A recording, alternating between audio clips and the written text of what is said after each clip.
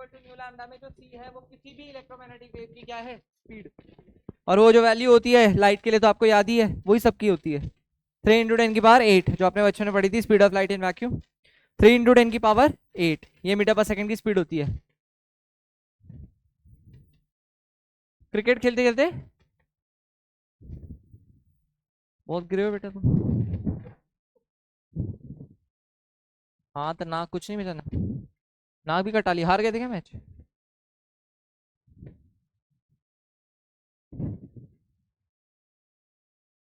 World cup था क्या?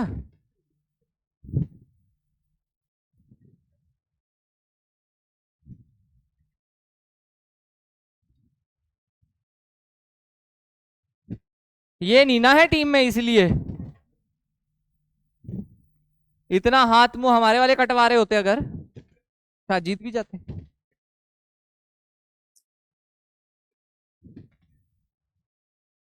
खैर जीते चाहे हारे, तुम्हारे घर में 2 बोरी राशन पहुंचाएंगे क्या? नहीं पहुंचेगा ना, उसके लिए तो खुद ही मेहनत करनी पड़ेगी, है कि नहीं? ठीक, तो नेक्स्ट हेडिंग लिखो, electromagnetic spectrum. Electromagnetic spectrum,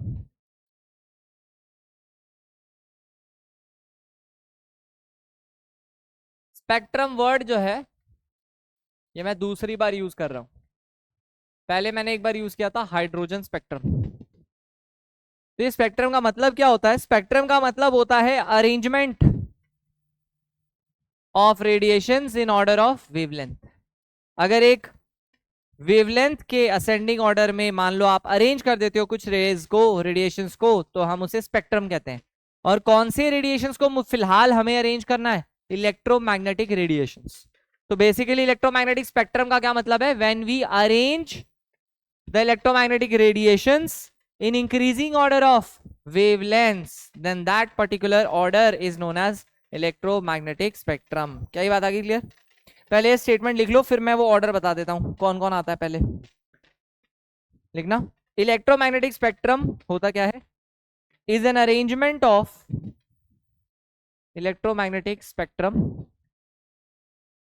is an arrangement of electromagnetic waves in increasing order of wavelengths। Electromagnetic spectrum is an arrangement of electromagnetic waves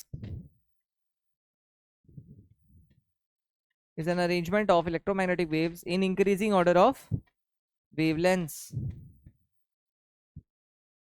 जैसे कि कॉस्मिक रेज, गामा रेज, उसके बाद एक्स रेज,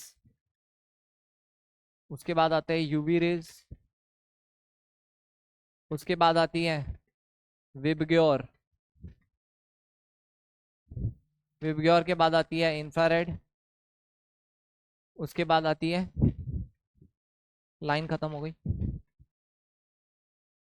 थोड़ी खिसका देता हूँ, हाँ ठीक है, उसके बाद आती है माइक्रोवेव्स, और फिर आती है रेडियो वेव्स।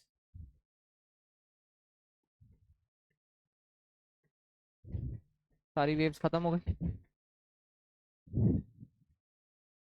ठीक है। Cosmic rays, gamma rays, X rays, UV rays, VIBGYOR मतलब विजिबल है ना, विबग्योर मतलब वो पता है ना, violet, indigo, blue, green, yellow, orange, red, है ना। इसको मैं लिख देता हूँ विजिबल, ये वो है जो हमें दिखता है, बाकी कुछ भी नहीं दिखता इनमें से। इंफ्रारेड,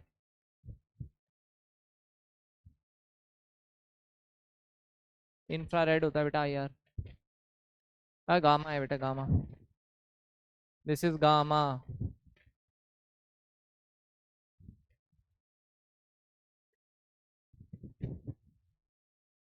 ठीक है, अब हमें क्या ये ऑर्डर का कोई यूज है? नहीं, बस ऐसे ही बताना था एक बार। ये इंक्रीजिंग ऑर्डर ऑफ क्या है? वेवलेंथ्स। सबसे कम वेवलेंथ किसकी होगी? कॉस्मिक रेस की। सबसे ज्यादा वेवलेंथ किसकी है? रेडियो वेव्स की। सबसे ज्यादा फ्रीक्वेंसी किसकी होगी? सबसे कम फ्रीक्वेंसी किसकी होगी? क्योंकि आपको पता है फ्रीक्वेंसी और वेवलेंथ का जो प्रोडक्ट है ना, फ्रीक्वेंसी और वेवलेंथ का जो प्रोडक्ट है वो कांस्टेंट है। कितना रखना है? सी। और सी की वैल्यू कितनी है? सी इक्वल टू न्यू लैम्डा बताई थी ना, सी इक्वल टू न्यू लैम्डा। मतलब अगर इसका लैम्डा ज्यादा है किसी इलेक्ट्रोमैग्नेटिक वेव का तो उसका न्यू कम होएगा, क्योंकि सी की वैल्यू फिक्स रखनी है। ये जितनी भी रेडिएशन है, एक्सरे कितनी स्पीड से दौड़ती है? 3 × 10⁸। विजिबल लाइट कितनी स्पीड से दौड़ती है? 3 × 10⁸। माइक्रोवेव कितनी स्पीड से दौड़ती है? 3 × 10⁸। सबकी स्पीड फिक्स है। क्या बात आगे समझ? ये रेडिएशंस किसकी बनी होती हैं? इलेक्ट्रिक फील्ड और मैग्नेटिक फील्ड की। इन दो चीजों की बनी होती है, इलेक्ट्रिक फील्ड और मैग्नेटिक फील्ड की बनी होती है। आईआर बेटा इंफ्रारेड होता है, इंफ्रारेड। हाँ हाँ, ये सब इलेक्ट्रोमैग्नेटिक रेडिएशंस है। सारी इलेक्ट्रोमैग्नेटिक रेडिएशंस की स्पीड सेम होती है, और दुनिया की जितनी भी इलेक्ट्रोमैग्नेटिक रेडिएशंस है वो दो चीजों से मिलकर बनती हैं, एक इलेक्ट्रिक फील्ड और एक मैग्नेटिक फील्ड। इसको आप ऐसे समझ सकते हो कि सपोज ये एक्स कोऑर्डिनेट है, ये वाई कोऑर्डिनेट है, ये जेड कोऑर्डिनेट है। इलेक्ट्रिक फील्ड को अगर मैं एक कर्व से रिप्रेजेंट करूं, सपोज इलेक्ट्रिक फील्ड को मैं ऐसे दिखा रहा हूं, दिस इज इलेक्ट्रिक फील्ड, और ये वाई के डायरेक्शन में होगी, वाई, ठीक है। जेड ऐसे बाहर की ओर आ रहा है, ऐसे इमेजिन करना पड़ेगा, ये जो जेड है ना ये ऐसे बाहर की ओर आ रहा है। तो इसमें मान लो आपका, अच्छा ये जो मैंने वेव बनाई है ये किसके अलोंग है? ये वाई एक्सिस के अलोंग, ठीक है। अभी दूसरी वाली देखना जो बनाऊंगा मैं, ये जो मैं बना रहा हूं सेकंड वाली,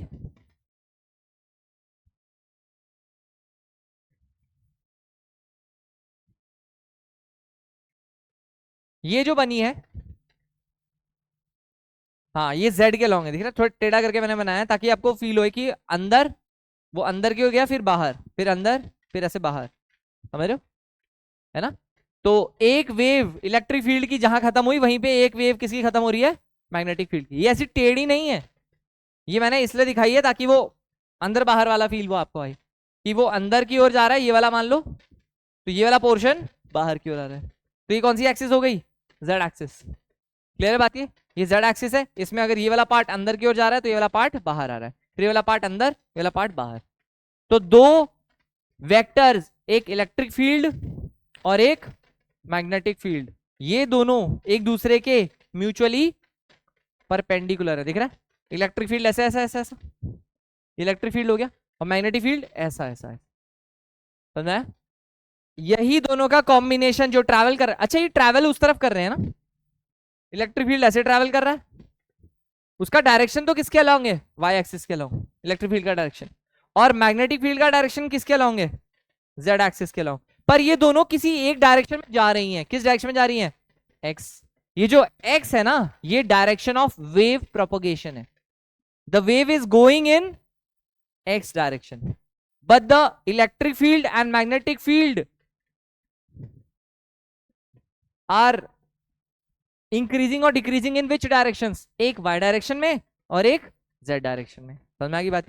इलेक्ट्रिक फील्ड अगर हमारी फिलहाल मान लो इस वाली को मैंने इलेक्ट्रिक फील्ड बोल दिया, सपोज ये वाली है हमारी इलेक्ट्रिक फील्ड, तो इलेक्ट्रिक फील्ड क्या बोलोगे? किस डायरेक्शन में बढ़ और कम रही है? वाई के डायरेक्शन में उसकी वैल्यू बढ़ रही है, कम हो रही है ना? जैसे इस पॉइंट पे इसकी वैल्यू कम थी, फिर थोड़े आगे बढ़े इसकी वैल्यू बढ़ गई, थोड़े और आगे बढ़े इसकी वैल्यू बढ़ गई, समझ रहे हो? ऐसे ही आप मैग्नेटिक फील्ड की भी वैल्यू निकाल सकते हो फॉर अ गिवन एक्स, है ना? तो इलेक्ट्रिक फील्ड ये हो गई, है ना? ये हो गई आपकी मान लो मैग्नेटिक फील्ड। मैग्नेटिक फील्ड को भी वेव से रिप्रेजेंट कर दिया हमने एक, ये किस डायरेक्शन में बढ़ और कम रही है? जेड डायरेक्शन में। और पूरी वेव किस डायरेक्शन में जा रही है? एक्स, है ना? तो direction of wave propagation, direction of wave propagation is actually perpendicular to both electric field और मैग्नेटिक फील्ड। इलेक्ट्रिक फील्ड किस डायरेक्शन में बढ़ और कम रही थी? y में। मैग्नेटिक फील्ड किस डायरेक्शन में बढ़ और कम रही थी? z में। और एक्चुअल डायरेक्शन ऑफ वेव किस डायरेक्शन में? x, which is perpendicular to both electric और मैग्नेटिक, दोनों से म्यूचुअली परपेंडिकुलर है वो direction, direction of wave propagation. Electric field का डायरेक्शन जो ऊपर नीचे हो रहा था ये y के अलोंग हो रहा था, मैग्नेटिक जो आगे पीछे हो रहा है वो z के अलोंग हो रहा है, और वेव प्रोपगेट किस डायरेक्शन में कर रही है? x। तो इलेक्ट्रोमैग्नेटिक वेव का फील आया क्या चीज है बेसिकली? दो अलग अलग चीजें हैं, एक वेव है जो इलेक्ट्रिक फील्ड को रिप्रेजेंट कर रही है, एक और वेव है जो ऐसे ऐसे चल रही है, वो मैग्नेटिक फील्ड को रिप्रेजेंट कर रही है, और दोनों जब साथ में चलते हैं, साथ में उस पूरे एक साथ वो जो पूरा सेटअप मूव हो रहा है, उस सेटअप को इलेक्ट्रोमैग्नेटिक वेव बोलते हैं। समझ में आ गई बात? ये ऐसी होती है कोई भी इलेक्ट्रोमैग्नेटिक वेव, चाहे लाइट ले लो, गामा रे ले लो, एक्सरे ले लो, कुछ भी। यही बात आ गई समझ? अब तक हमें यही पता था बचपन से लेके आज तक कि लाइट ऐसी होती है। इनफैक्ट कोई भी रेडिएशन, इलेक्ट्रोमैग्नेटिक रेडिएशन ऐसी होती है, उसमें इलेक्ट्रिक फील्ड कंपोनेंट होता है, एक मैग्नेटिक फील्ड कंपोनेंट होता है, और दोनों मिलके साथ में किसी एक डायरेक्शन में जा रहे होते हैं। ठीक है?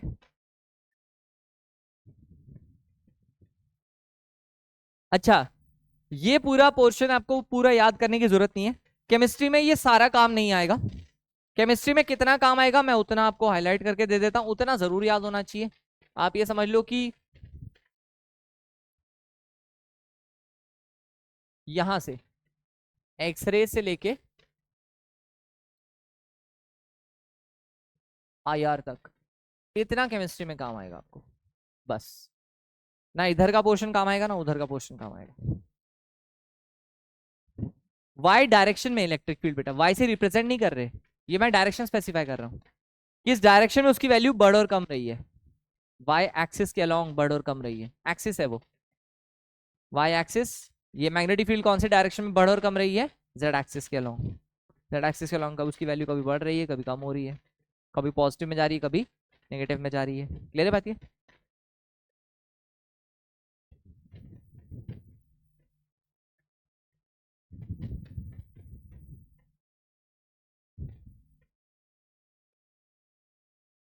ठीक है, ओके।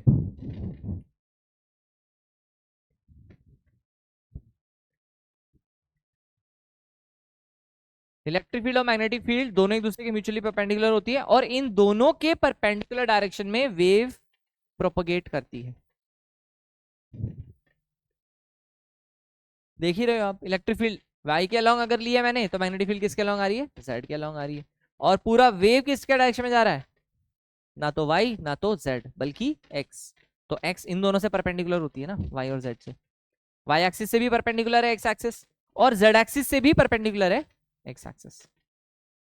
तो वेव का जो प्रोपगेशन का डायरेक्शन है वो दोनों से परपेंडिकुलर होता है, जिस डायरेक्शन में इलेक्ट्रिक फील्ड थी और जिस डायरेक्शन में मैग्नेटिक फील्ड थी। क्लियर? अच्छा, एक क्वेश्चन लिखते हैं छोटा सा। What range of frequency, what range of frequency does visible radiation have, what range of frequency does visible radiation have if the wavelength range, if the wavelength ranges from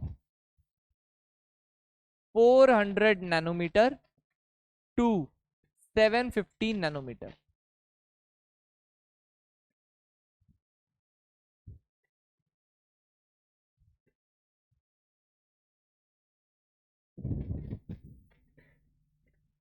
What range of frequency does visible radiation have if wavelength ranges from 400 nanometer to 750 nanometer?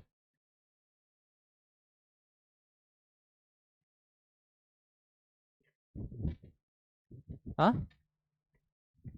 What range of frequency does visible radiation have if wavelength ranges, उसकी जो wavelength की range है कहां से कहां है, 400 से 750 nanometre. If its wavelength ranges from 400 nanometre to 750, मतलब वेवलेंथ उसकी 400 नैनोमीटर मिनिमम वाली है विजिबल रेडिएशन की। विजिबल रेडिएशन मतलब विबग्योर। इनमें से बताओ 400 वाली किसकी रही होगी, वायलेट की, और 750 किसकी रही होगी, रेड की। ठीक है ना? तो आपको यही बताना है कि वायलेट वाले की फ्रीक्वेंसी कितनी थी और रेड वाले की फ्रीक्वेंसी कितनी, वही तो रेंज हो जाएगी। जो वेवलेंथ की रेंज आएगी उसी की मदद से फ्रीक्वेंसी की रेंज भी आएगी। तो दोनों वेवलेंथ के करस्पॉन्डिंग फ्रीक्वेंसी निकालो पहले तो। अगर आपको वेवलेंथ गिवन है, फ्रीक्वेंसी निकालनी है, कैसे निकालोगे? वो तो करना ही पड़ेगा ऐसा यूनिट्स में, तभी फ्रीक्वेंसी किस में रिपोर्ट करोगे, वरना एक ही तो यूनिट आती है तुम्हें, कौन सी, हर्ट्ज। और हर्ट्ज के लिए तुम्हें ऐसा यूनिट यूज करनी पड़ेगी, और ऐसा यूनिट के लिए तुम्हें मीटर्स में डालना ही पड़ेगा। ठीक है, तो मुद्दा ये है, वेवलेंथ गिवन है, फ्रीक्वेंसी निकालना है। वेवलेंथ गिवन है, फ्रीक्वेंसी निकालना है, क्या फॉर्मूला लगेगा, कल ही तो सीखा है, C is equal to nu lambda. Electromagnetic wave में एक ही फॉर्मूला है ढंग का, C is equal to nu lambda. C की वैल्यू तुम्हें पता ही है, लैम्डा तुम्हें दे रखा है, उससे फ्रीक्वेंसी निकल जाएगी। एक बार 400 नैनोमीटर के हिसाब से निकाल लेना, एक बार 750 के हिसाब से निकाल लेना। हाँ हाँ बेटा, उसमें करके बताना, साइंटिफिक नोटेशन में कन्वर्ट करके बताना।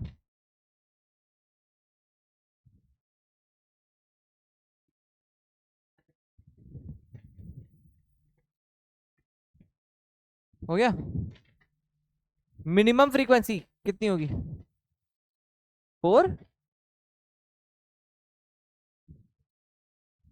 4 इंटू,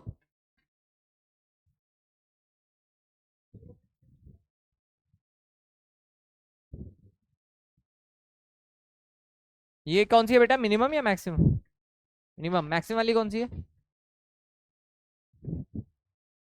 हाँ ये तो एक है वैल्यू, दूसरी फॉर्मूला क्या लगाओगे, C is equal to nu lambda, ये लगाओगे। अच्छा, अगर मान लो तुम्हारा लैम्डा मिनिमम है, तो उसके करस्पॉन्डिंग जो फ्रीक्वेंसी आएगी वो तो मैक्सिमम आएगी ना, नहीं समझे, यानी फ्रीक्वेंसी मैक्सिमम की वैल्यू आएगी सी अपॉन लैम्डा मिनिमम।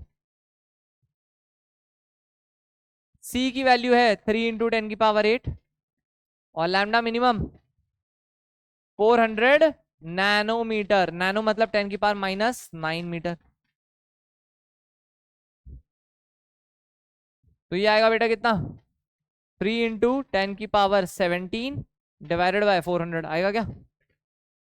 अब साइंटिफिक नोटेशन में करने के लिए यहाँ पे मैं 330 करूंगा तो भी नहीं काम चलेगा, इसको मैं ऐसे लिख देता हूँ, 3/4 इंटू 10⁻15 चलेगा। पर अभी भी ये साइंटिफिक नोटेशन नहीं आएगा, साइंटिफिक नोटेशन के लिए आपको ऊपर वाले नंबर को थोड़ा बड़ा करना पड़ेगा, मतलब 30। अगर इसको 30 करना है तो उसे 10⁻14 करना पड़ेगा। तो 30/4 पता कितना होता है, 7.5 इंटू 10⁻14, और यूनिट होती है हर्ट्स। क्या ये समझ आया, ये कौन सी फ्रीक्वेंसी है बेटा, मैक्सिमम फ्रीक्वेंसी। अरे समझ आया कि नहीं आया, ये मैक्सिमम फ्रीक्वेंसी है, मिनिमम वेवलेंथ के करस्पॉन्डिंग फ्रीक्वेंसी कैसी आएगी, मैक्सिमम, मिनिमम वेवलेंथ के करस्पॉन्डिंग फ्रीक्वेंसी कैसी आएगी, समझ में आ रही क्यों, अरे प्रोडक्ट सेम करना है ना भाई। तो अगर किसी का वेवलेंथ ज्यादा है तो उसकी फ्रीक्वेंसी कम आएगी, तो अगर मैं ज्यादा वेवलेंथ वाली रेडिएशन लूंगा तो उसके करस्पॉन्डिंग जो फ्रीक्वेंसी आएगी वो कम आएगी, ऑब्वियस ही बात है। समझ में आया ये सी इक्वल्स टू न्यू लैम्डा कैसे यूज किया। अब दूसरी बार उसके लिए यूज कर लेंगे, किसके लिए, 750 के लिए, फिर से वही formula, c equals to nu lambda. इस बार मैं लैम्डा कैसे ले रहा हूं, मैक्स, तो मेरी फ्रीक्वेंसी कैसी आएगी, मिनिमम, तभी तो दोनों का प्रोडक्ट सेम बनेगा, है कि नहीं। हाँ, तो यहाँ सी आ गया हमारा 3 इंटू 10, यार डायरेक्ट पहले ये लिख लेता हूँ, म्यू जो है, ये सॉरी न्यू मिनिमम जो है वो आ जाएगा तुम्हारा सी अपॉन लैम्डा मैक्स।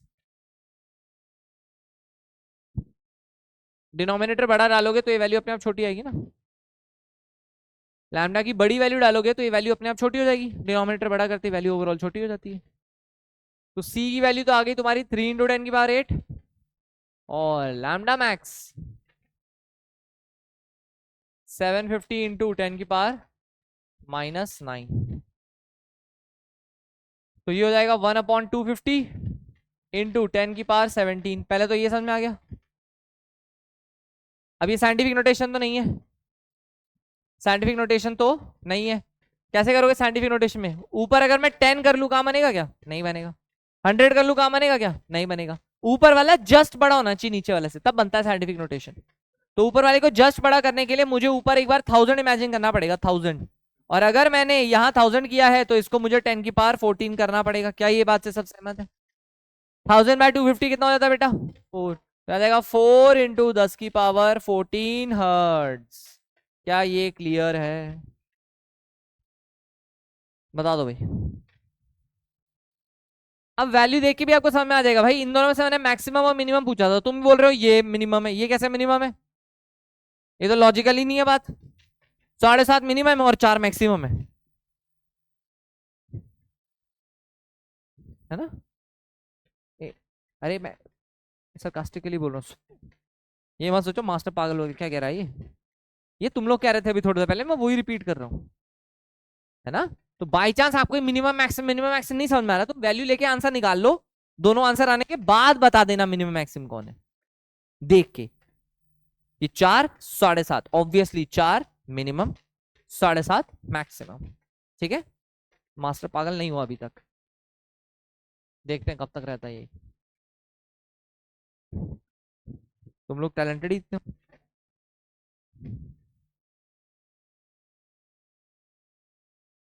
समझ में आ गई बात? तो जो भी हमारे पास रेडिएशन है उसकी अगर आपके पास कोई वेवलेंथ है तो उसके करस्पॉन्डिंग आप उसकी फ्रीक्वेंसी निकाल सकते हो। सीख गए कैसे निकालनी है? क्योंकि सी की वैल्यू फिक्स होती है। कोई भी रेडिएशन ले लो, वायलेट ले लो, रेड ले लो, एक्सरे ले लो, गामा रे ले लो, कॉस्मिक रे ले लो, माइक्रोवेव ले लो, कुछ भी ले लो, अगर उसका वेवलेंथ आपको पता है तो आप उसकी फ्रीक्वेंसी निकाल सकते हो। सिमिलरली अगर फ्रीक्वेंसी गिवन है तो वेवलेंथ निकाल सकते हो। सी आपको कभी गिवन नहीं होगा क्योंकि उसकी वैल्यू एक्सपेक्ट की जाती है, आपको याद होगी 3 × 10⁸ मीटर पर सेकेंड। क्लियर है बात ये?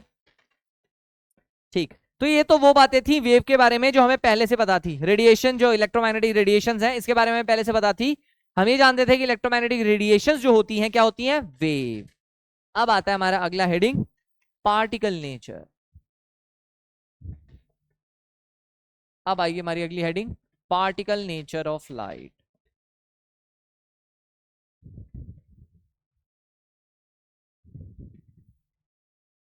Particle nature of light.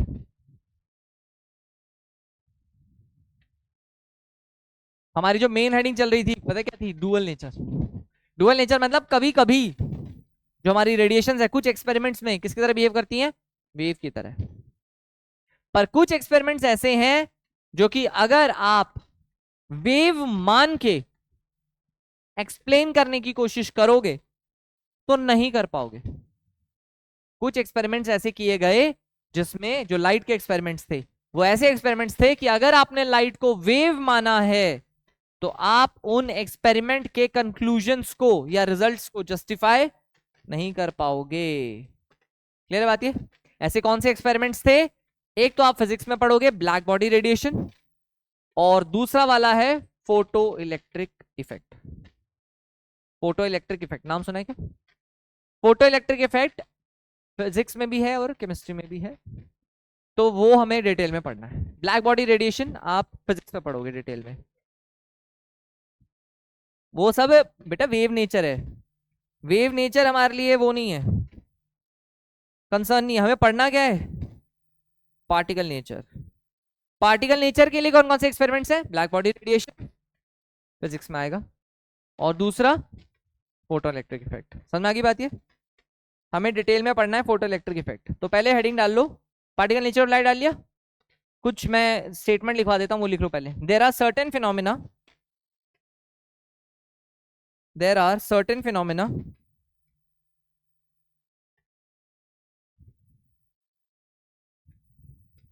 like interference,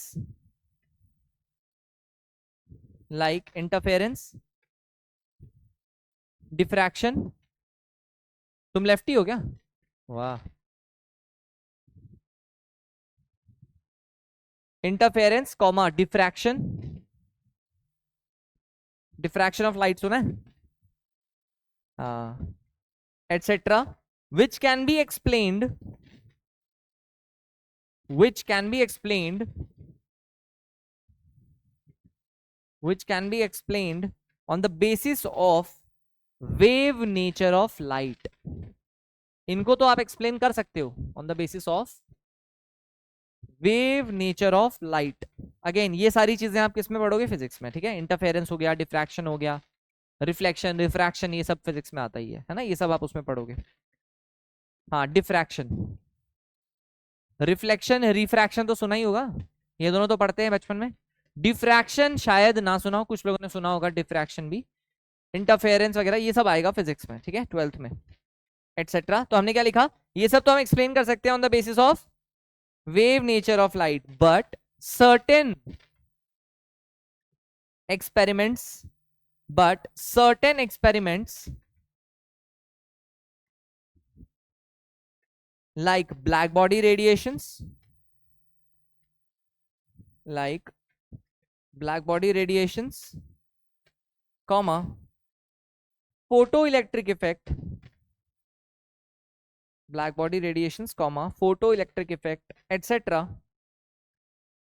can only be explained, photoelectric effect can only be explained on the basis of particle nature of light.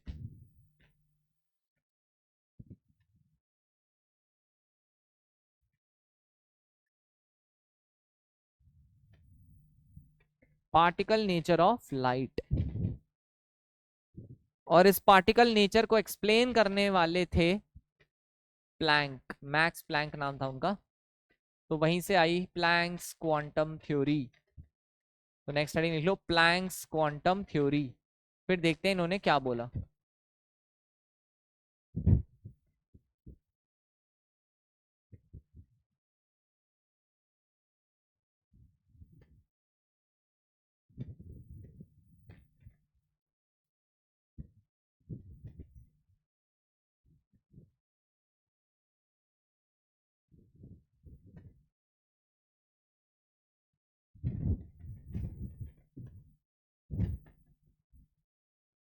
क्या आप इंटेंसिटी ऑफ रेडिएशन समझते हो? क्या होता है इंटेंसिटी?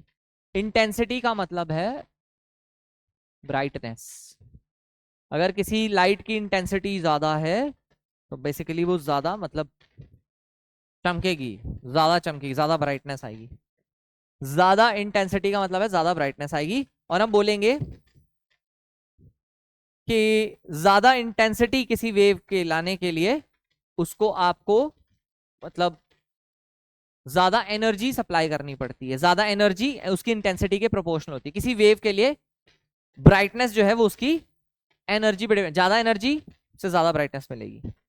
ये कॉन्सेप्ट हमें पता था वेव का पहले। तो प्लैंक ने क्या किया, एक लोहे का सरिया लिया, सरिया मींस रॉड, और उसे गर्म करना शुरू किया। जैसे तुम्हारे माँ बाप भी करते हैं कई बार, पर उनका पर्पस अलग था। उन्होंने लोहे का सरिया गर्म करना शुरू किया और उन्होंने देखा कि वो लाल हो गया। होना ही था, लोहा गर्म करोगे लाल ही होगा। फिर और गर्म किया। जब गर्म कर रहे हैं तो बेसिकली हम पता है क्या सप्लाई कर रहे हैं उसको? एनर्जी।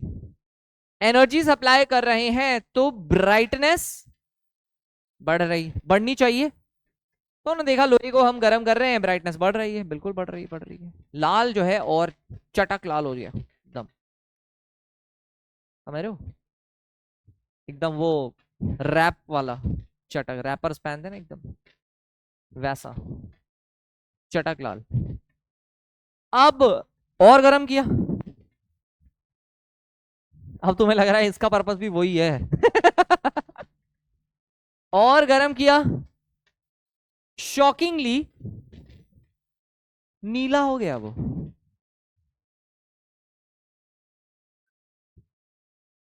शॉकिंगली नीला हो गया वो, जो किसी भी वेव थ्योरी के बस की बात नहीं है समझाना। वेव थ्योरी ये कहती है आप अगर एनर्जी दे रहे हो किसी सब्सटेंस को तो उससे जो रेडिएशन आ रही है उसकी क्या बढ़ती जाएगी? ब्राइटनेस बढ़ती जाएगी। यही है वेव थ्योरी। इसके हिसाब से चीजें चल भी रही थी, पर किसी ने ज्यादा गर्म नहीं किया था। ज्यादा गर्म करते ही ये पता चला कि ब्राइटनेस तो छोड़ो, क्या क्या कलर ही बदल गया।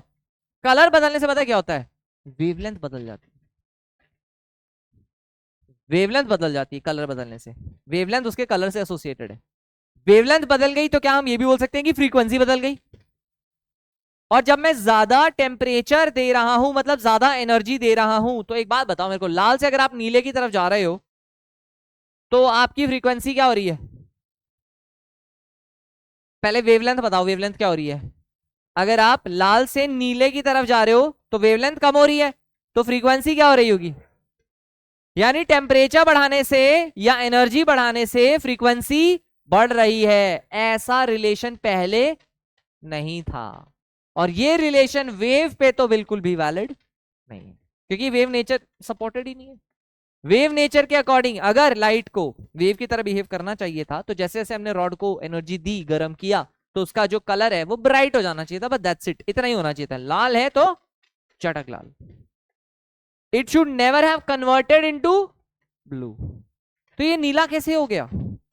तो उन्होंने बताया कि जो आप आज तक लाइट को वेव वेव वेव वेव करते आए हो, वो हमेशा वेव की तरह बिहेव नहीं करता। डुअल नेचर होता है, जैसे तुम लोग का है। माँ बाप के सामने अलग, दोस्तों के सामने बिल्कुल अलग, है ना डुअल नेचर। वैसी लाइट का भी है डुअल नेचर। कुछ एक्सपेरिमेंट्स में वो वेव की तरह बिहेव करता है एज एक्सपेक्टेड, जो उससे उम्मीदें हैं वैसा ही एक्सपेक्ट करेगा, जैसे कि माँ बाप के सामने। लेकिन दोस्तों के सामने जो जो एक्सपेक्टेड नहीं है वो सब, है ना। तो ये वही एक्सपेरिमेंट्स हैं, फोटो इलेक्ट्रिक इफेक्ट और ब्लैक बॉडी रेडिएशन, जो अभी मैंने बताया ना लोहे के शरीर को गर्म कर रहे हैं, ये बेसिकली ब्लैक बॉडी रेडिएशन का ही एक्सपेरिमेंट है। उस लोहे के रॉड को ब्लैक बॉडी बोला जाता है। Black body does not mean कि वो बॉडी ब्लैक होनी चाहिए। ब्लैक बॉडी एक फिजिक्स में यूज होने वाला शब्द है। Black body is any body जो बहुत अच्छे से रेडिएशन को एब्जॉर्ब और एमिट दोनों कर सकती है, उसे बोलते हैं ब्लैक बॉडी। ठीक है, अगर कोई परफेक्ट ब्लैक बॉडी है तो वो 100% एब्जॉर्प्शन और 100% एमिशन करती है। इन सब बातों का वैसे केमिस्ट्री में कोई लेना देना नहीं है, क्योंकि आपको मैंने पहले ही बता दिया ब्लैक बॉडी को डिटेल में आप कहां पढ़ोगे, फिजिक्स में। ठीक है, वहां डिटेल में पढ़ोगे। मैं थोड़ा सा बस आइडिया दिया आपको। हमें किस बात से मतलब था? हमें बस इस बात से मतलब था कि वो लाल से नीला हो गया। तो उसके बाद उन्होंने ये कंक्लूड किया, प्लैंक ने बोला कि भाई देखो, जो एनर्जी होती है ना रेडिएशन की, वो डायरेक्टली प्रोपोर्शनल है। एनर्जी जब आप बढ़ा रहे हो तो क्या बढ़ रही है? रेडिएशन की फ्रीक्वेंसी। तो उन्होंने बोल दिया एनर्जी जो है इंटेंसिटी के हिसाब से नहीं, किसके हिसाब से प्रोपोर्शनल है? फ्रीक्वेंसी के हिसाब से। वेव नेचर में ऐसा नहीं होता था। वेव नेचर में बोलते थे एनर्जी ज्यादा दोगे तो इंटेंसिटी बढ़ती जाएगी। इंटेंसिटी मतलब ब्राइटनेस, फिलहाल शॉर्ट में ब्राइटनेस बढ़ती जाएगी। बट लोहे के रॉड के साथ ऐसा नहीं हुआ, ऐसा किसी के साथ भी नहीं होगा। मतलब हर ऑब्जेक्ट को जब आप बहुत ज्यादा गर्म कर दोगे तो उसका जो कलर है जो आपको दिख रहा है वो चेंज हो जाएगा, अगर विजिबल रेडिएशन है तो। कई बार हो सकता है वो विजिबल रेडिएशन ही ना हो, कुछ और एमिट हो रही हो, उससे इंफ्रारेड एमिट हो रही हो, तो आपको दिखेगा नहीं, बट वो भी चेंज होता है। बहुत ज्यादा गर्म कर दोगे तो हो सकता है इंफ्रारेड किसी और विजिबल में शिफ्ट हो जाए, या विजिबल यूवी में शिफ्ट हो जाए गर्म करते करते, क्योंकि फ्रीक्वेंसी बढ़ती जाएगी ना जब आप हीट करते जाओगे। तो वो रेडिएशन की जो स्पेक्ट्रम है वो हो सकता है एनर्जी देते देते शिफ्ट होती जाए, क्योंकि हमने एक चीज सीख ली कि जब एनर्जी देते हैं तो फ्रीक्वेंसी बढ़ती है। तो स्टार्ट किया था लाल से, गर्म करते करते वायलेट की तरफ आ गए, और गर्म करेंगे तो हो सकता है इस तरफ आ जाएंगे, और थोड़ी देर बाद होता भी है, पूरी जो रॉड है वो सफेद हो जाती है, व्हाइट हो जाती है, मतलब वो पूरी रेंज ही पार हो जाती है। तो नीले वाला हिस्सा भी गया अब, पूरी सफेद। उसके बाद आपको कोई कलर वलर कुछ दिखाई नहीं देगा, क्योंकि अब वो हो सकता है यूवी रेंज में शिफ्ट हो जाए। हाँ, मशीनें लगी हैं बेटा, आंखों से थोड़ी देखना हर चीज। उसकी मशीनें होती हैं प्रैक्टिकली, जो ये रेडिएशंस हैं इनको चेक करने के लिए हमारे पास पूरी रेडिएशंस होती हैं, फोटोग्राफ वो प्लेट्स होती हैं, उस पर आप चेक कर सकते हो कौन सी रेडिएशन कौन सी वेवलेंथ आ रही। वो तो फिर प्रैक्टिकलिटी पे चलेगा ना अपन, हमें लैब में परफॉर्म करना थोड़ी है, हमें कॉन्सेप्ट पता करना है। रियल लाइफ में कैसे होता है वो तो जब आप साइंटिस्ट बनोगे आपको पता चल ही जाएगा। ठीक है,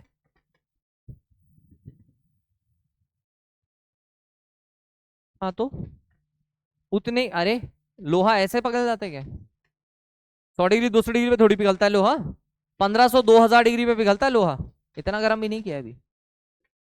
उसके पहले ही नीला नीला हो जाता है, वो नीला सफेद सब हो जाता है उसके पहले ही। ठीक है, पिघलने से पहले ही हो जाता है। क्लियर? तो हेडिंग लिख लो प्लैंक्स क्वांटम थ्योरी। हम सीख गए कॉन्सेप्ट कि प्लैंक ने क्या बोला ब्लैक बॉडी रेडिएशन एक्सपेरिमेंट से, energy is directly proportional to frequency, ये बोला उन्होंने। ठीक है, तो इसके बारे में हम लिख लेंगे। लिखो प्लैंक्स क्वांटम थ्योरी में प्लैंक स्टडीड द रेडिएशंस, थोड़ी थ्योरी लिखवा दे रहा हूं मैं। Planck studied the radiations emitted from the black body, emitted from the black body and gave the following observations.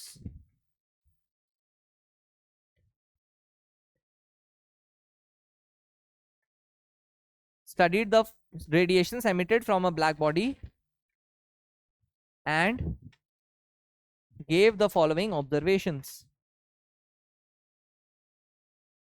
क्या क्या ऑब्जर्वेशंस दी, पहला लिखना gave the following observations, उसमें पहला लिखो।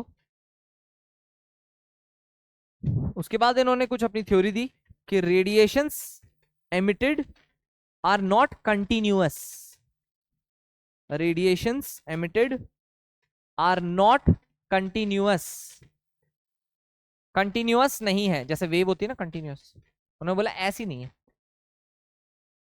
कैसी है? ऐसी। Energy emitted are not continuous but are discrete. देखो पार्टिकल अगर बोलना है, पार्टिकल तो पार्टिकल जैसा दिखना भी तो चाहिए। पार्टिकल ऐसे जुड़े हुए नहीं होते ना, पार्टिकल डिस्क्रीट होते हैं, एक पार्टिकल, दो पार्टिकल, तीन पार्टिकल, चार पार्टिकल, तुम पार्टिकल्स ही तो हो, तुम डिफरेंट डिफरेंट पार्टिकल्स हो गए ना। तो पार्टिकल बोलने के लिए मुझे डिस्क्रीट, डिसकंटिन्यूटी दिखानी पड़ेगी कहीं ना कहीं। तो उन्होंने बोला कि जो रेडिएशन एमिट हो रही है वो ऐसी नहीं, ऐसी है। समझ बात, पहली बात, क्योंकि उन्हें वो प्रूव करना है कि वेव नेचर के बस की बात नहीं है, पार्टिकल नहीं, कुछ और मानना पड़ेगा। ठीक है, तो कुछ और मानने के लिए जो वेव की धारणाएं वो गलत बोलनी पड़ेंगी, तभी आप मनवा सकते हो ये बात। तो वेव वाली चीजें हटानी पड़ेंगी। तो वेव कैसी होती है? कंटिन्यूअस। ठीक है, और पार्टिकल्स कैसे होते हैं? डिसकंटिन्यूअस या डिस्क्रीट बोल सकते हैं, डिस्क्रीट। ठीक है, तो पहला पॉइंट हमने लिखा radiations emitted are not continuous but are discrete. Clear है पहला पॉइंट? सेकंड लिखना, दूसरी बात उन्होंने क्या बोली कि एनी ब्लैक बॉडी, ये डायग्राम ही बना लेना, ऐसे से बना के काट देना और ऐसे से बना के टिक मार लेना। ठीक है, सेकंड पॉइंट लिखना, radiation emitted from any black body, हाँ अच्छा सॉरी, एनी ब्लैक बॉडी बोला क्या? एनी ब्लैक बॉडी लिखो फिर, एनी ब्लैक बॉडी एमिट्स और absorbs, any black body emits or absorbs energy in the form of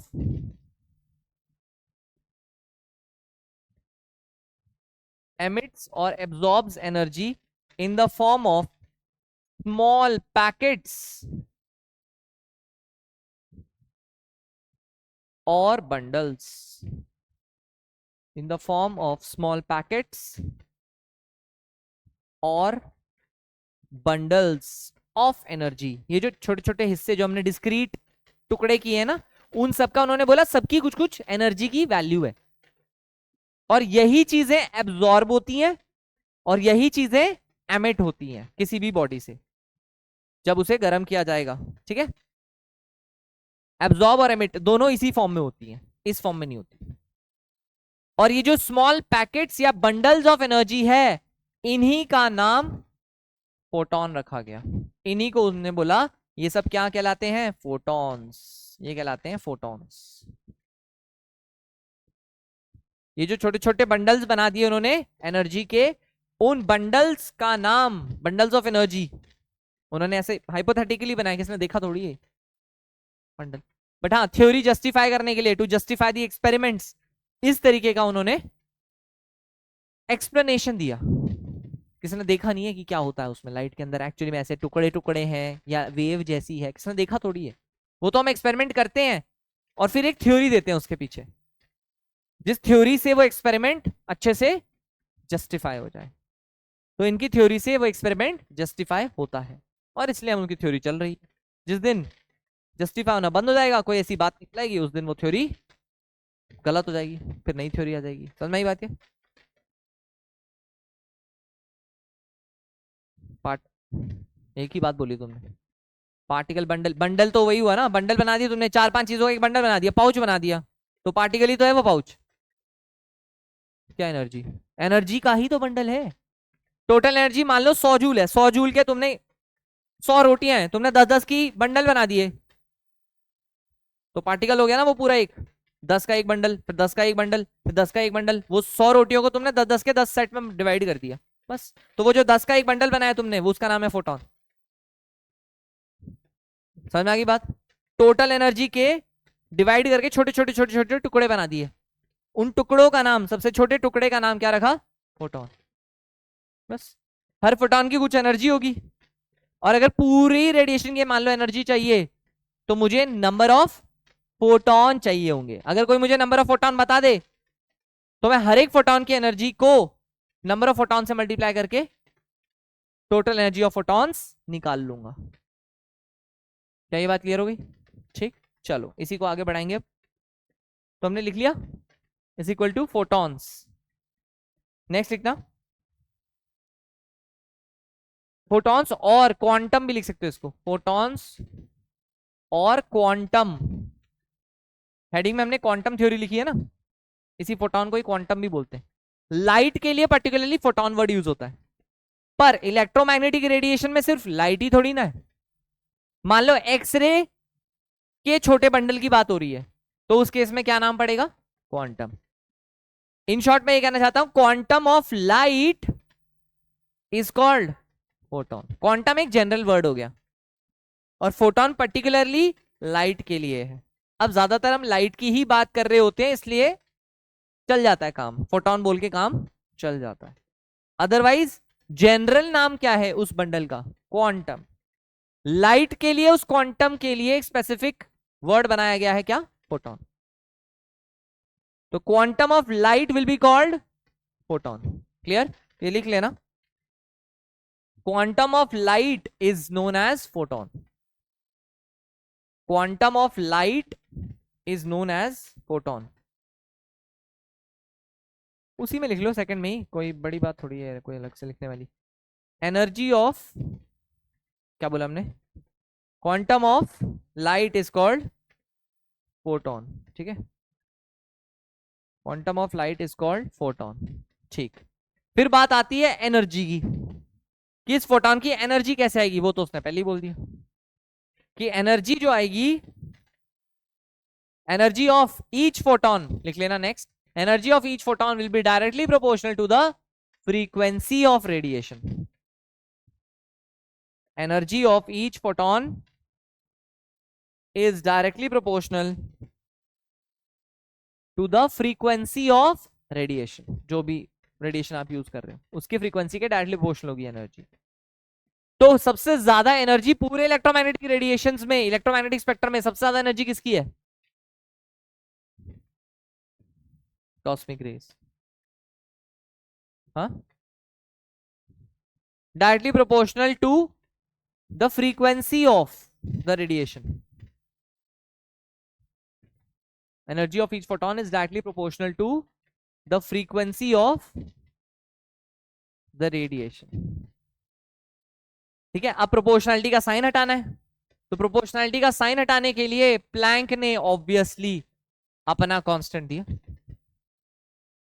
मेहनत करेंगे तो दिखना चाहिए। तो प्रोपोर्शनैलिटी कांस्टेंट जो उन्होंने इंट्रोड्यूस कर दिया वो है H। तो E तो बताता है एनर्जी ऑफ ईच फोटोन। ठीक है,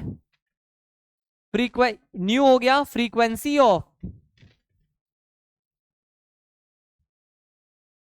इलेक्ट्रोमैग्नेटिक रेडिएशन जिसकी भी बात हो रही है, और H जो है वो है प्लैंक्स कांस्टेंट। अब ये कांस्टेंट है तो इसकी वैल्यू होगी, वो वैल्यू याद रखनी पड़ेगी। सही बात। तो h की जो वैल्यू होती है वो होती है 6.626 इंटू 10⁻34 SI यूनिट्स में। अब आप मुझे इसकी SI यूनिट खुद बताओगे, क्या कहते हो इसकी SI यूनिट क्या होनी चाहिए? हर्ट्ज नहीं, हर्ट्ज नहीं चाहिए मेरे को, सेकंड्स में बताओ। तुमने क्या बोला? जूल अपॉन हर्ट्ज, मैं बोल रहा हूं जूल सेकंड। हाँ, फ्रीक्वेंसी हर्ट्ज क्या होता है? 1/टाइम पीरियड। तो अगर आपको अपॉन हर्ट्ज बोलना है तो इससे अच्छा सेकंड बोलो, जूल सेकंड डायरेक्टली। नहीं,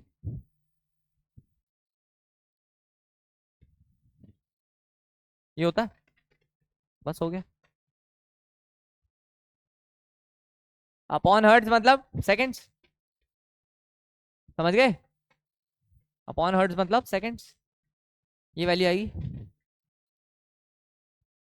अच्छा, न्यूमेरिकल सॉल्व करने के लिए आप इसे थोड़ा सा सिंप्लीफाई कर सकते हो, इसको ले लेना 20/3।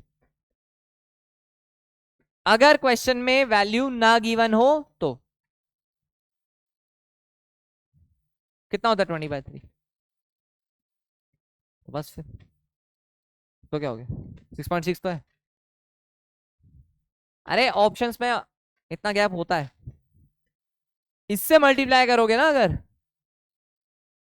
अगले साल का जेई देना पड़ेगा। इतनी तेज तो कैलकुलेशन है नहीं हमारी, 6.6 to 6 को मल्टीप्लाई कर देंगे, इसलिए बोल रहा हूँ for easy calculation. I am not saying this will give you the exact value, I am saying this will give you an approximated value, जिससे कि जो 4 ऑप्शंस है ना, तुम एटलीस्ट उनमें से फटाक से एक को टिक मार के आगे बढ़ सको। समझ आई बात? ये तो आप 20/3 इंटू 10⁻34 जूल सेकेंड यूज कर सकते हैं। This is only for single correct question, single correct question. क्या ये बात आ गई समझ? क्योंकि इनमें क्या है, ऑप्शंस में गैप होता है, तो आप आराम से एक ऑप्शन नियरेस्ट लगा के टिक करके आगे बढ़ सकते हैं, पर अगर ऑप्शन बहुत क्लोज है, इसी से मल्टीप्लाई करना पड़ेगा फिर तो। पर वो ऐसा करते नहीं है, because the purpose of the exam is not checking your maths but checking your chemistry. They will check maths in the math section, है ना? तो केमिस्ट्री सेक्शन में जानबूझ के वो ऐसी घटिया कैलकुलेशन नहीं देंगे, या फिर वो ऐसा नंबर देंगे जिससे कि आप इजीली सॉल्व आउट कर सको चीजों को। ठीक है, एडवांस में इतना क्या, हाँ वो खुद भी दे सकते हैं कि ये ले लो, वो खुद ही बोल देंगे ब्रैकेट में कि h की value take h equal to 6.6 या टेक h इक्वल टू 6.63, ऐसा करके इंटू 10⁻34, या फिर बोल देंगे take h equal to 20/3 into 10⁻34, वो खुद से ही दे देंगे, या तो उससे निकाल लेना। ये मैं तब की बात कर रहा हूं जब सिंगल करेक्ट ऑप्शन हो। अगर न्यूमेरिकल में ये क्वेश्चन आया, न्यूमेरिकल वो आते हैं ना डेसिमल में, इंटीजर में आंसर बताओ, उसमें भी आपको 6.626 लेके करना पड़ेगा, क्योंकि वहां तो एग्जैक्ट मार्क करना पड़ता है, थोड़ा इधर उधर करोगे निपट जाओगे, है ना? एग्जैक्ट। मेंस में तो आजकल चलो राउंड ऑफ वाला सिस्टम आने लगा, तो चल जाएगा 20/3 पे भी मेंस में। एडवांस में तो एग्जैक्ट डेसिमल में चाहिए होता है, exact up to 2 decimals exact चाहिए होता है आंसर, अप टू 2 या अप टू 3 वो लिखा होता है उसमें, up to 2 decimals, at least up to 2 decimals तो आपको राउंड ऑफ करना चाहिए। ठीक है, तो वो depends on the nature of exam. समझ में आ गई बात? तो आंसर क्या रिपोर्ट करना है, अभी जब मैं कॉपी में कराऊंगा क्वेश्चंस तो हम इससे करेंगे 20/3 से, ये मानते हुए कि जो सवाल पूछा गया है वो सिंगल करेक्ट चॉइस टाइप है, जैसे मेंस में होता है वैसा। ठीक है, मतलब इससे सॉल्व करेंगे, क्योंकि इससे सॉल्व करने में तो फिर मुश्किल ही हो जाएगी, है ना? हमारा पर्पस फेल हो जाएगा। हमें कॉन्सेप्ट सीखने जल्दी जल्दी, ना कि कैलकुलेशन में अपने आप को परेशान करना है। Clear?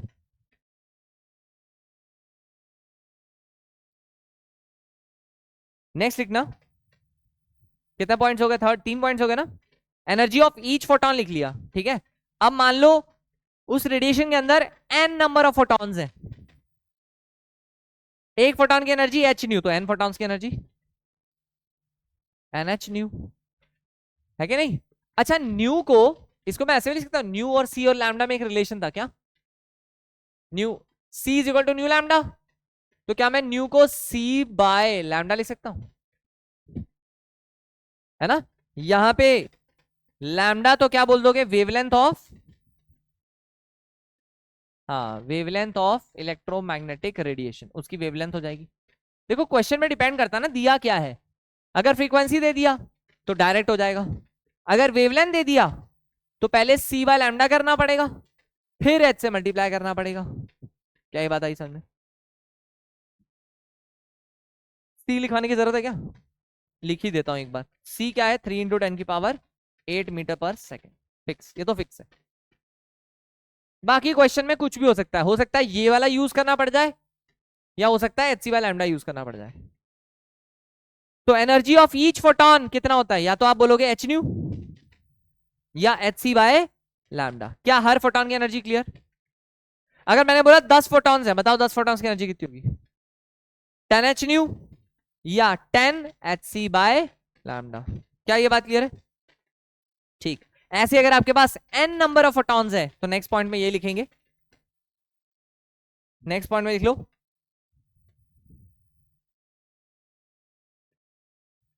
if we have n number of photons, n ऐसे कैपिटल में लिखना, if we have n number of photons then its energy, then its energy या total energy, its total energy will be, कितनी हो जाएगी total energy, n h nu, then its total energy will be n h nu or n h c by lambda। Depends question में क्या given है। Frequency given है तो ऊपर वाला यूज कर लेंगे, लैम्डा गिवन है नीचे वाला यूज कर लेंगे। क्लियर है ये? समझ गए, कर लोगे? चलो वो तो अभी पता चल जाएगा। क्वेश्चन लिखो। पहला सवाल 100 रुपए के लिए, ये रहा आपकी कॉपी में, मेरे को मिलेंगे। Calculate calculate energy of photon, calculate energy of photon having wavelength, calculate energy of photon. अच्छा आप जैसे बोला एनर्जी ऑफ फोटोन, मतलब एन की वैल्यू क्या, एन, अरे 1, एक फोटोन, एनर्जी ऑफ फोटोन पूछा है ना, एक ही फोटोन की बतानी है, तो एन की वैल्यू क्या पुट कर दोगे, energy of photon having wavelength 3000 angstrom, having wavelength 3000 angstrom. मैं लिख देता हूं, एच कितना लेना है, 20/3 इंटू 10⁻34 जूल सेकेंड। ये लेके सॉल्व करना है बेटा।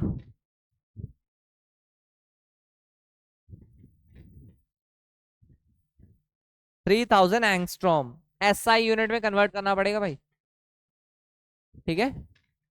अच्छा अगर हर चीज आप एसआई यूनिट में रखते हो तो आपका आंसर जो एनर्जी का है वो किस में आएगा, बताना होता है। क्या वैल्यू, जूल। एनर्जी की एसआई यूनिट क्या होती है, अगर जूल को इलेक्ट्रॉन वोल्ट में कन्वर्ट करना होता है तो कैसे करते हैं, 1.6 इंटू 10⁻19 से डिवाइड करके।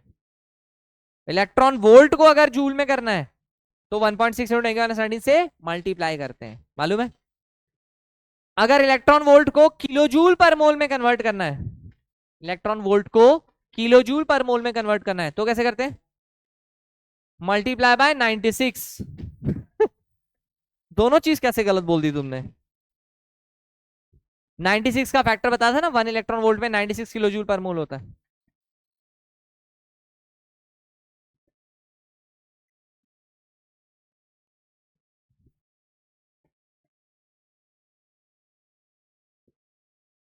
देखते हैं,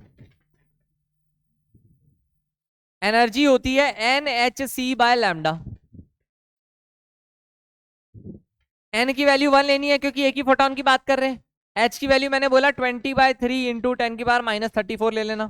सी की वैल्यू हो गई बेटा 3 इंटू 10⁸, ठीक है, डिवाइडेड बाय लैम्डा की वैल्यू, लैम्डा की वैल्यू है 3 इंटू 10⁻7। कोई दिक्कत, इनफैक्ट इसमें 20/3 लेने की आवश्यकता भी नहीं थी, एग्जैक्ट आंसर निकाल सकते थे इसका तो, इसका तो एग्जैक्ट हम बता ही देते, इसमें कैलकुलेशन का कुछ है ही नहीं, मेहनत ही नहीं है कोई, है ना। इसका तो एग्जैक्ट भी बता सकते थे आप। चलो ठीक है, अब मेंशन है क्वेश्चन में तो हमने उसके हिसाब से कर लिया। 3 से तो 3 उड़ा दोगे, 7 और 8 मिलके कितना हो जाएगा बेटा? बिल्कुल गलत, 15। दिमाग टकराया था क्या पेड़ से?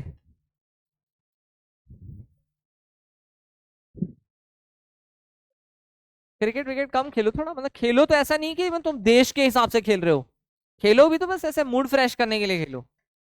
11 12th में मतलब, है ना, you can not afford to like lose this, you already have very less of this.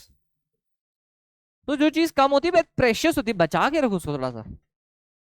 Helmet पहन के खेला करो, फील्डिंग में करो हेलमेट पहन के,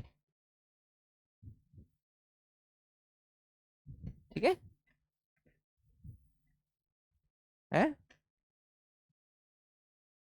समझ में आया? -7 ऊपर जाएगा +7, 7 और 8 कितना हो गया? 15, 15 और -34 आउट ऑफ सिलेबस नहीं, 10 की बार -19।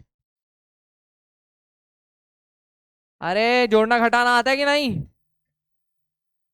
ऐसी गंदी गंदी कैलकुलेशन को सॉल्व करने का सबसे अच्छा तरीका होता है, जितने भी 10 की पावर है ना वो सारे एक साथ कर लो, और जो विदाउट 10 की पावर्स वाले नंबर्स हैं छोटे छोटे, वो एक साइड कर लो। पहले 10 की पावर्स वाला हिस्सा सॉल्व कर लो, फिर वो जो छोटे छोटे नंबर्स बचेंगे उनको सॉल्व कर लेना। इसमें छोटे छोटे नंबर्स के नाम पे कुछ तो कट ही गए, तो यहाँ पे मैंने ऐसे ज्यादा मेहनत की नहीं, मैंने एक साथ ही सारा कुछ सॉल्व कर दिया।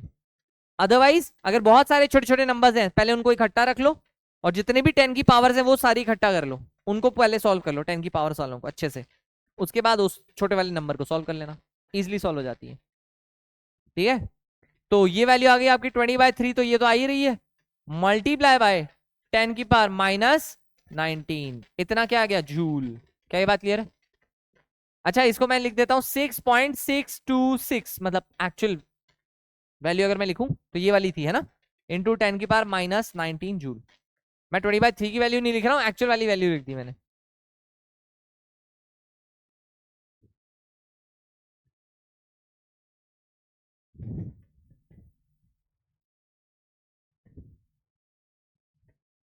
है 10 की पावर माइनस, हाँ 19 है।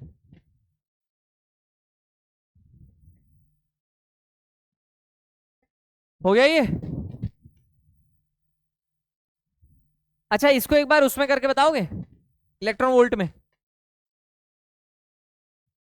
बता दो। कैलकुलेटर लगेगा मुझे लग रहा है ना, इलेक्ट्रॉन वोल्ट में करके बता दो इसको।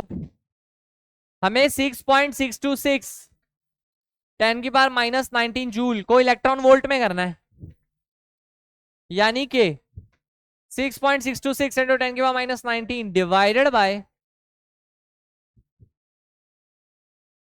क्या कहते हो, यही होगा, यही होगा, बाकी कर लो ये। 16 4 जा 64, 22, 16 1 जा 16, कितना बचा? 66, 16 4 जा 64, 4.14 electron volt approx.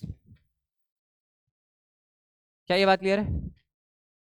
4.14 electron volt आ जाएगा, इसलिए हमने इलेक्ट्रॉन वोल्ट में करना सीखा था। जूल में देखो कितनी घटिया लग रही है वैल्यू, बट इलेक्ट्रॉन वोल्ट में देखो कितनी सुंदर आ रही है, 4.14 electron volt. You can feel this value 4, है ना, you can not feel this 10 की -19, क्या होता है 10 की -19? तो इस फील के लिए हमने ये कन्वर्जन सीखा था, जूल को इलेक्ट्रॉन वोल्ट में करना। अच्छा एक और आता है तुम्हें कन्वर्जन, इलेक्ट्रॉन वोल्ट को किसमें? किलो जूल पर मोल में। अगर मान लो मैं यही चीज पूछूं आपसे, किलो जूल पर मोल में कितना आएगा? हाँ, तो आप इसे ऐसे भी लिख सकते हो, 4.14 इंटू 96, ये आंसर आ जाएगा किलो जूल पर मोल में। ध्यान से सुनना, इस आंसर का मीनिंग क्या है पहले वो सुनो, इस आंसर का मीनिंग क्या है? इस आंसर का मीनिंग ये है कि अगर एक फोटोन की एनर्जी 6.626 इंटू 10 की पावर -19 जूल है, एक फोटोन की एनर्जी अगर 6.626 इंटू 10 की पावर -19 जूल है, तो एक मोल फोटॉन्स की एनर्जी 4.14 इंटू 96 किलो जूल होगी। ये इसका मीनिंग है, किलो जूल पर मोल का। ये जो थी ये पर फोटोन है ना, ये पर फोटोन, जैसे वहां पे बोला था ना इलेक्ट्रॉन वोल्ट पर एटम, वैसे यहाँ पे क्या बोलोगे, इतना जूल पर फोटोन। ये तो एक मोल, सॉरी एक फोटोन की एनर्जी हुई।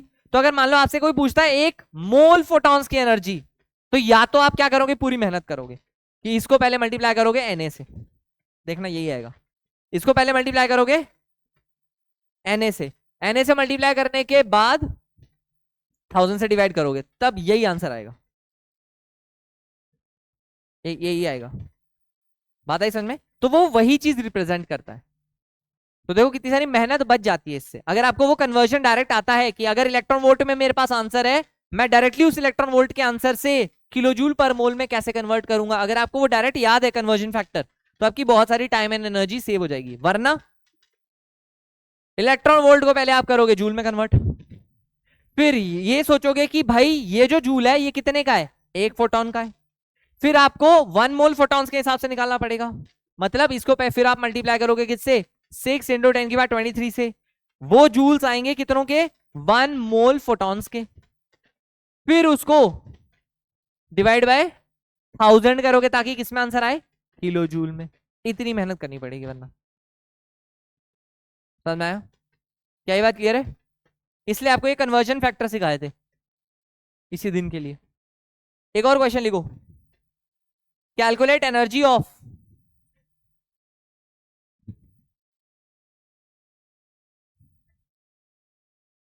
ओ ठीक है, ओएमआर में कैसे लिखोगे,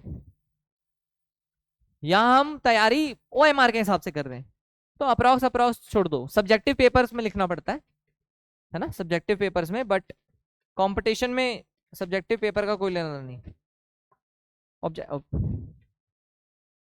ऑब्जेक्टिव होता है बेटा, ऑब्जेक्टिव, ऑब्जेक्टिव, थ्योरी नहीं लिखनी होती। हम्म, फिल मतलब पैराग्राफ लिखना होता है, कुछ नहीं, फिल वो नंबर ही तो है, ऑब्जेक्टिव ही हुआ वो, ऑब्जेक्टिव ही हुआ। ऑब्जेक्टिव का मतलब ये थोड़ी है चार ऑप्शन है, उसी को थोड़ी ऑब्जेक्टिव बोलते हैं। ऑब्जेक्टिव का मतलब थ्योरी जिसमें नहीं लिखनी पड़े। What is photo electric effect, 5 marks, that is called subjective. Objective मतलब 1 वर्ड आंसर आ रहा है या एक ऑप्शन करेक्ट आ रहा है, that is called objective. Mains में हाँ न्यूमेरिकल्स होते हैं बेटा, न्यूमेरिकल्स भी होते हैं। हाँ होते हैं, वैसे 10 है उनमें से 5 करने होते हैं, टोटल होते हैं 30 एक सब्जेक्ट में। उस 30 में से 20 ऑब्जेक्टिव होते हैं, मतलब objective in the sense single correct, 4 में से एक सही होगा। और जो बाकी के 10 हैं वो न्यूमेरिकल टाइप के होते हैं, उनमें से 5 करने होते हैं, आपकी चॉइस होती है वो। कम 10 में से 5 करने चॉइस होती है, ठीक है, 10 में से 5 करने ही करने हैं, नहीं आते तो छोड़ भी सकते हैं, ऐसी बात नहीं। इतना टाइम नहीं मिलेगा बेटा, आपके पास टाइम भी तो लिमिटेड होगा। 10 के 10 कर दिए, वो फर्स्ट 5 सेलेक्ट कर लेंगे, चाहे सही हो चाहे गलत। हाँ भाई, calculate energy of 1 mole photons, calculate energy of 1 mole photons having lambda is equal to 4100 angstrom. Calculate energy of 1 mole photons having lambda equal to 4100 angstrom.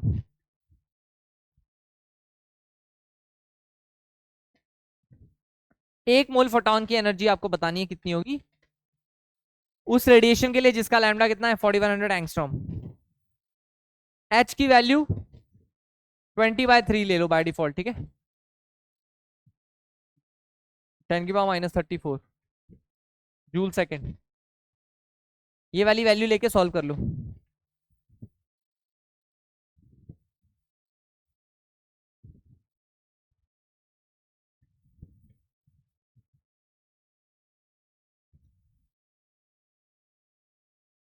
पहले तो एक काम करो, एक फोटॉन की निकाल लो, बाद में क्या कर देना, किससे मल्टीप्लाई करोगे, Na से, एवोगैड्रो नंबर से मल्टीप्लाई करना पड़ेगा।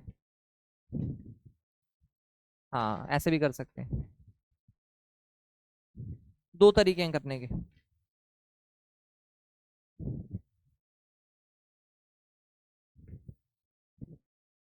20/3 लेना बेटा, हाँ।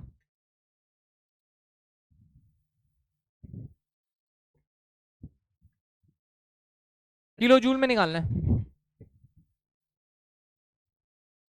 किलो जूल में निकालना है, इन किलो जूल्स।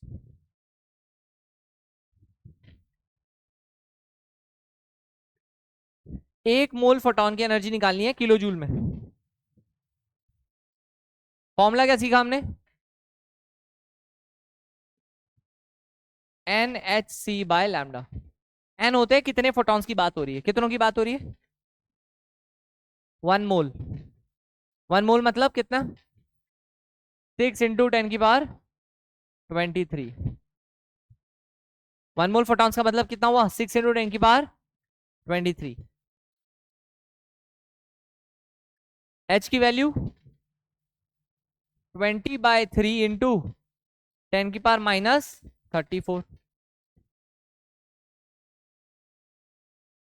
और C की वैल्यू 3 × 10⁸। लेडीज फेंक दिए जाओगे क्लास से बाहर, खड़े हो दोनों।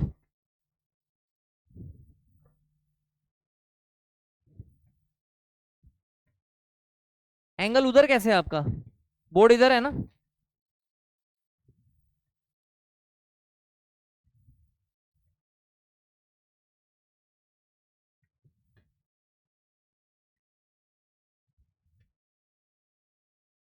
नॉनसेंस टॉलरेट नहीं करता हूं मैं क्लास में।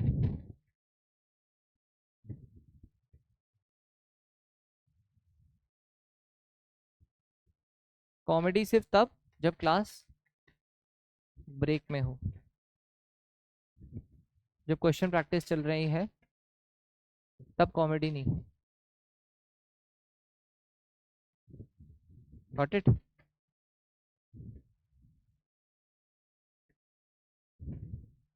नेक्स्ट टाइम न्यूमेरिकल सॉल्व करते वक्त if I see anyone smiling I will throw them out of the class. This is the last warning I am giving.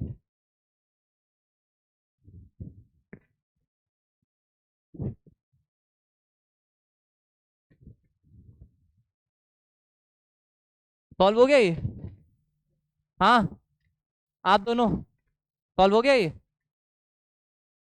तो किस बात पे हंस रहे हो, जब आपको फॉर्मूला पता है, वैल्यूज दे रखी हैं, आपसे सॉल्व नहीं हो रहा है, ये हंसने की बात है। Don't you think it's a matter of concern. Class के टाइम पे क्वेश्चन दिया है, दैट डज नॉट मीन कि आपके लिए बात करने का मौका है। ये मौका होता है आपके हाथ में पेन होना चाहिए, आपका दिमाग चलना चाहिए, फॉर्मूला लिखा होना चाहिए, उसमें वैल्यूज पुट करने की कोशिश करो जो दे रखी है। That is how you sit in a class. School नहीं है बेटा, स्कूल का मकसद होता है आपको पास करना, जेई का मकसद है आपको फेल करना। जितनी प्रतिशत जनता वहां पास होती है ना, उतनी यहाँ फेल होती है। 99% जनता पास हो जाती है बोर्ड्स में, यहाँ उतनी फेल होती है, सिर्फ 1% ऑफ जनता गेट सिलेक्टेड।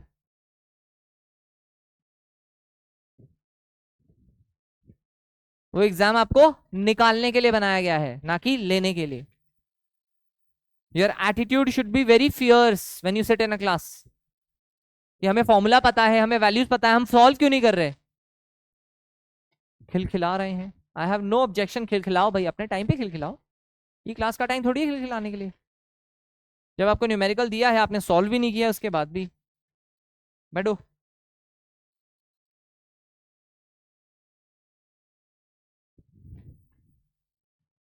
हाँ भाई, डिवाइडेड बाय लैम्डा की वैल्यू कितनी दे रखी है, 4100। तो 4100 इंटू 10⁻−10, ये मीटर ऐसा यूनिट में कन्वर्ट कर दिया।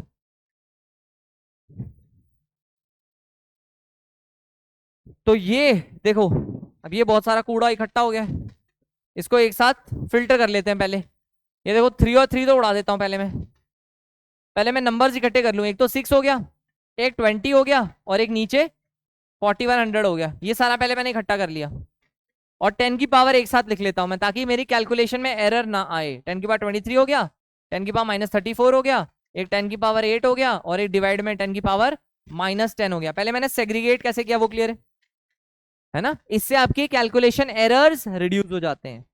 तो अब करते हैं कैलकुलेशन, और क्या। ये तो सेग्रीगेट कर दिया मैंने। अब देखो थोड़ा सा, ये जीरो काट दिया।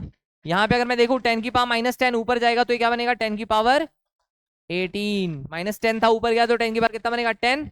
10 की पावर 10 इंटू 10 की पावर 8 कितना होता है, 10 की पावर 10 इंटू 10 की पावर 8 कितना होता है, 10 की power 18। When bases are same powers will be added. 10 की पावर 18 और 10 की पावर 23, ये कितना बन गया, 40 बन गया 41। 10 की पावर 41, 10 की पावर 41 और 10 की पावर -34, 10 की पावर 7 बन गया। तो देखो हमने सबसे पहले 10 की पावर्स को हैंडल कर लिया और हमारा आंसर आ गया 10 की पावर 7। 10 की पावर क्लियर है। अरे अभी रुको तो जाओ। 10 की पावर 7 यहां तक क्लियर है। सारा कुछ ऐसा यूनिट में डाला है मैंने। अभी हमारा जो आंसर आएगा किस में आएगा, जूल में। अभी हमारा आंसर किस में आएगा, जूल में। कितना आएगा देख लेते हैं, पहले इसको थोड़ा और सिंप्लीफाई करते हैं। 2 2 जा 4, 0 देन 5, तो ये बचा 6/205। 6/205 को सॉल्व करने के लिए मैं लिख रहा हूं ऊपर 600/205। ये सही है क्या, 600 जैसे मैंने लिखा वहां 10 की पावर मुझे मॉडिफाई करके 10 की पावर 5 करना पड़ेगा, क्योंकि आपने यहाँ 100 से मल्टीप्लाई कर दिया तो वहां 100 से डिवाइड करना पड़ेगा। तो 10 की पावर 7 की जगह क्या बन गया, 10 की पावर 5 बन गया। इतनी बात क्लियर है, ठीक। अब 600/200 कितना होता है, चलो ये बता दो। कैलकुलेशन कैसे करते हैं पेपर में बता दूं मैं। 600/200 होता है 3, तो ये आंसर 3 से थोड़ा कम आएगा, 2.9 लिख लो।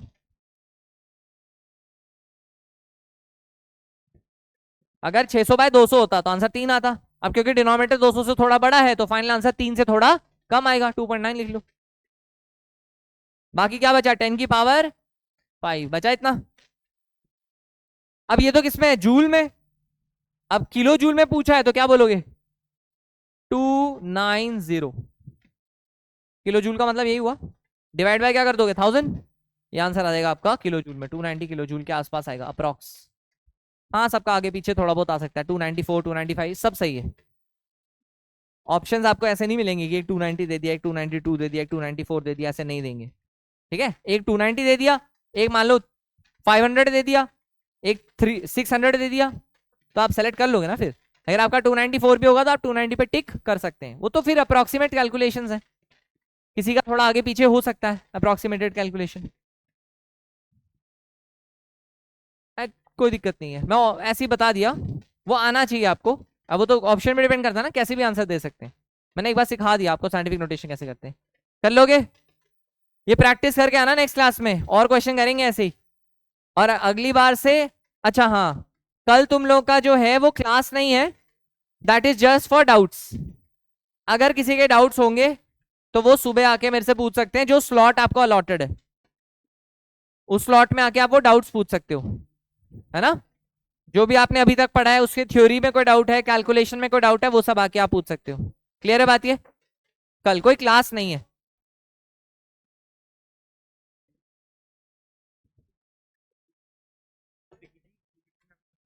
हाँ हाँ, मैक्सवेल की थ्योरी गलत नहीं है बेटा। रदरफोर्ड का मॉडल वो समझा नहीं पाए, उनका मॉडल तो ठीक था पर वो समझा नहीं पाए। मैक्सवेल ने जो क्वेश्चन क्रिएट किया उसका आंसर नहीं था उनके पास, सेम मॉडल के साथ बोर ने उसका आंसर दिया आगे जाके। क्या था मतलब, हाँ जो मैक्सवेल ने क्वेश्चन पूछा था उसका उसके पास जवाब नहीं था, ये उसकी खराबी थी बस, आंसर नहीं था उनके पास। डीबीपी, हाँ करनी तो है ही, मिल गई अभी है। अच्छा ऐप पे मिल गई है, कौन कौन से टॉपिक की आ गई। हाँ तो बस फर्स्ट कर लेना, और क्या। जितना हो रखा है उतने पे डीपीपी कर लेना। उसका डिस्कशन भी तुम वो डाउट स्लॉट में आके पूछ सकते हो, कल जो है ना उसमें आके पूछ सकते हो, डीपीपी पूछ सकते हो उसमें। मॉड्यूल, हाँ जो सब टॉपिक वाले हैं वो कर लो। सब टॉपिक जो खत्म हो गया वो वाले कर लो।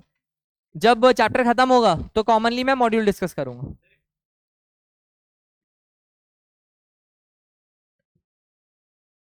वो आपके पास जितना टाइम है उस हिसाब से कर लो। ठीक है। ओके।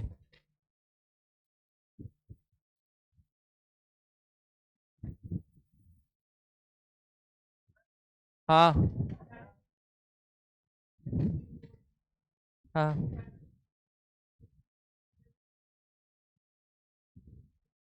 क्या करेगी बेटा? साउंड? साउंड की तो बात ही नहीं हो रही, वेव की बात, उसकी बात हो रही है, लाइट की। साउंड, साउंड का क्या लेना देना?